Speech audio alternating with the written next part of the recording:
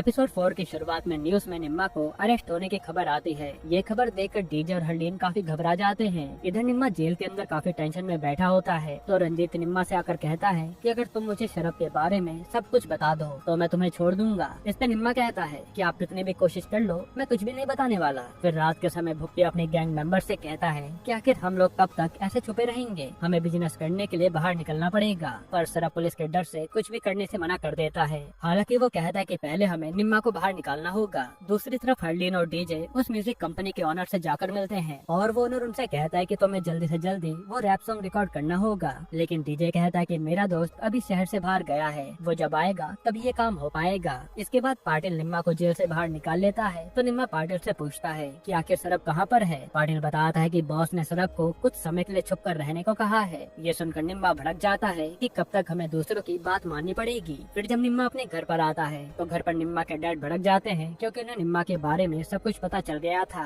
तब ये इन दोनों के बीच में बहस होने लगती है और ये देखकर निम्मा की माँ निम्मा को ये कहकर घर से बाहर निकाल देती है कि मेरे घर में उस आदमी के लिए कोई जगह नहीं है जो मेरे पति की इज्जत ना करता हो। फिर हम गोरी को देखते हैं जिसे बाजवा बताता है कि तुम्हें इलेक्शन में सीट मिल चुकी है। ये सुनने के बाद गोरी अंदर से काफी खुश हो जाती है। फिर रात के समय हम निम्मा को देखते हैं जो घर से निकलने के बाद एक होटल में जाकर रहने लगता है। तभी रूम में हरलीन आती है और यहाँ आज ये दोनों इंटीमेट हो जाते हैं। फिर अगली सुबह निम्मा डीजे से जाकर मिलता है तो डीजे पूछता है कि आखिर तुम्हें अरेस्ट क्यों किया गया था। इस पर निम्मा बातें बनाने लगता है और फिर वो कहता है कि मुझे बहुत बड़ा रैपर भी बनना है। इसी वजह से वो डीजे से कहता है कि हम लोग खुद का एक एल्बम बनाएंगे, लेकिन एल्बम बनाने के लिए हमें काफी सारे पैसों की जरूरत होगी। दूसरी तरफ निम्मा भुप्पी से जाकर कहता है कि मुझे सरब से मिलना है तो भुप्पी मान जाता है। वहीं हम पुलिस वालों को देखते हैं जो हर समय निम्मा पर नजर बनाए हुए थे। इतने में रंजीत को पता चलता है कि अगले दिन एक बहुत बड़े ट्रक में कोकीन सप्लाई होने वाला है, इसलिए वो पूरी फील्डिंग बिछा देता है। फिर रात में निम्मा सरब से अकेले में मिलता है तो निम्मा सरब से कहता है